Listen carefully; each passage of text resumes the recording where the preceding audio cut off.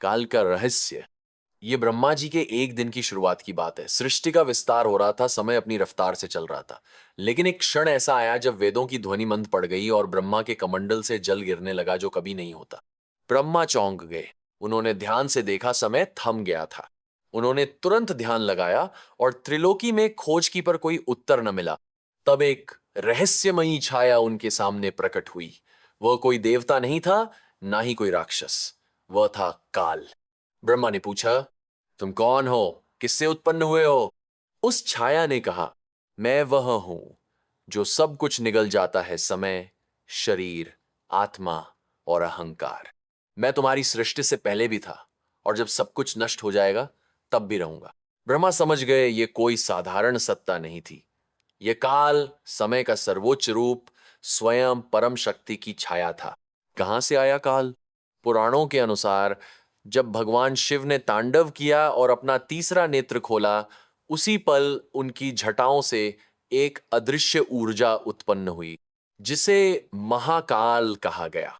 लेकिन महाकाल ने अपने भीतर से एक और शक्ति को जन्म दिया जो न तो पूर्ण शिव था, न विष्णु, न ब्रह्मा। वह शक्ति थी काल। ये न जन्म लेता है, न मरता है। ये हर युग का अंत है। कहा जाता है कि काल केवल तब प्रकट होता है जब ब्रह्मांडीय संतुलन बिगड़ने लगे। जब रावण ने अहंकार में शिवलिंग को उखाड़ने का प्रयास किया, काल उसकी मृत्यु का कारण बना।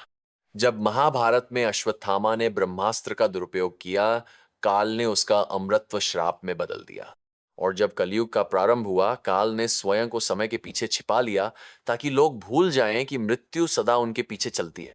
काल कोई देवता नहीं, एक चेतना है जो प्रत्येक प्राणी में समाहित है। वह हमारा अंत नहीं, बल्कि चेतावनी है कि जीवन अनमोल है, समय सीमित है और आत्मा अमर। मोहकाल, माया का जाल।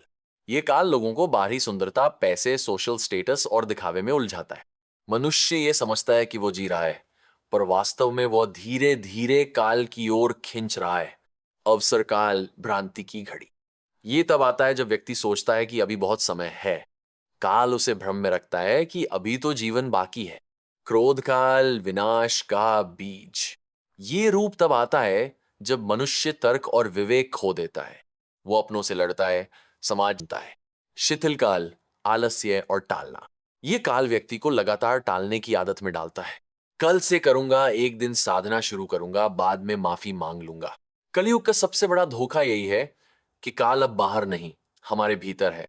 वह हमारे विचारों, इच्छाओं, आदतों और